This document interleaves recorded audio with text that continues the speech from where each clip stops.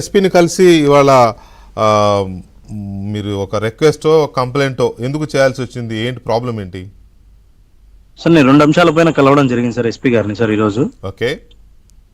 ఒకటి హత్య అనే సినిమా పైన కఠిన చర్యలు తీసుకోవాలని, రెండోది ఆపేయాలని, ఆ, ఇంకొకటి గన్మెన్ల కోసం సార్, సెక్యూరిటీ కోసం అడగడానికి పోయాను సార్. ప్రాణాలు ఉన్నందున రక్షణ.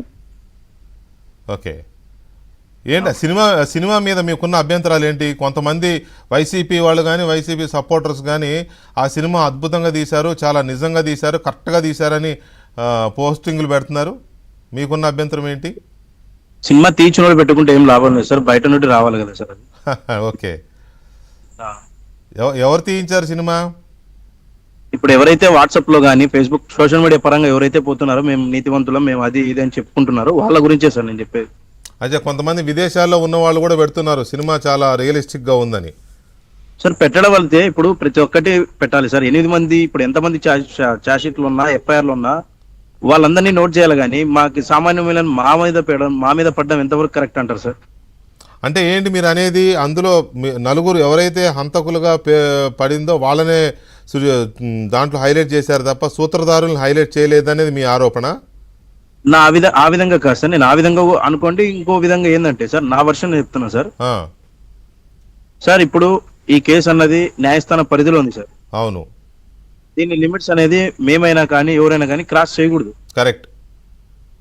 ఇప్పుడు బయటకు వచ్చిన మేమేదో కోర్టు భిక్షతో బయటకు వచ్చి సభ్య సమాజంలో తిరుగుతుంటే వీళ్ళు ఆ స్వేచ్ఛానికి అడ్డంకి కలుగుతున్నారు. ఇట్లా సినిమాలు తీసి అనవసరంగా తీస్తే అందరి విధంగా చూపించాలి కదా సార్. ఆ చార్జ్షీట్ ప్రకారమే సినిమా తీసే హక్కు ప్రతి ఒక్కరికి ఉంటది, మరి అందరిది తీయాలి, ప్రకారం తీయాలి. కరెక్ట్.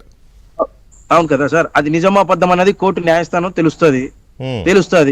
విచారణ మొదలైనకి ఇట్లా సినిమాలు వదిలి ఇట్లా మా ఇంట్లో ఉన్న నా తల్లి పైన ఇట్లాంటి ఆరోపణలు ఎంతవరకు కరెక్ట్ అంటారు సార్? అవును. మిమ్మల్ని మీ మదర్ని ఏదో కొంచెం కించపరిచే విధంగా చేశారన్నారు. నిజానికి నేను సినిమా చూడలేదు, చూడదలుచుకోలేదు కూడా, కానీ ఆ కించపరిచే విధంగా తీశారు అనేది మీ ఆరోపణ, అంతేనా? అవును అవును సార్. అవును సార్. ఓకే. తర్వాత బయట జరుగుతున్న ప్రచారం అంటే ఛార్జ్షీట్లో క్లియర్గా ఉంది, సూత్రధారులు కొంతమంది ఉన్నారు అనేది చాలా క్లియర్గానే ఉంది. ఆ మేరకే భాస్కర్ రెడ్డి, అవినాష్ రెడ్డి వీళ్ళందరూ, అవినాష్ రెడ్డి జైలుకి వెళ్ళకపోయినా అరెస్టు అదంతా జరిగింది. భాస్కర్ రెడ్డి వీళ్ళంతా జైలుకి వెళ్ళారు కదా. వీళ్ళ పాత్రలు లేవా సినిమాలో? ఎవరివి లేవు సార్. ఓకే. ఓన్లీ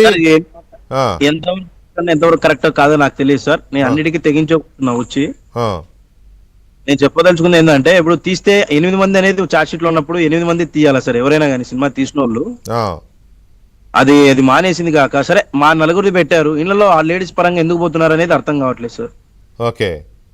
ఆ క్యారెక్టర్ ఎంత దిగజార్చినా కూడా బాధలేదు సార్. ఇంట్లో ఆడలను వాళ్ళని దింపడం కరెక్ట్, ఎంతవరకు కరెక్ట్ అంటారు సార్? కుటుంబాల జోలికి వెళ్ళొద్దు అంటే ఆ పార్టీకి అలవాటు కదా, ఎవరినైనా కుటుంబాల్లోకి వెళ్ళి లేడీస్ లాగడం అనేది ఆ పార్టీకి అలవాటు కదా. చాలా మందిని అలాగే, చివరికి చంద్రబాబు నాయుడు గారిని కూడా అలాగే చేశారు కదా. ఉన్న విషయం లాగితే ఎవరు బాధపడరు సార్. నేను మళ్ళీ కూడా చెప్తున్నా సార్, మమ్మల్ని అంటే మా జీవితాలంటే నాశనం అయిపోయినాయి సార్. దీంట్లో నిజం అనేది తెలుస్తుంది, తెలిసే రోజు వచ్చింది, దగ్గరలో ఉంది, వస్తుంది కూడా.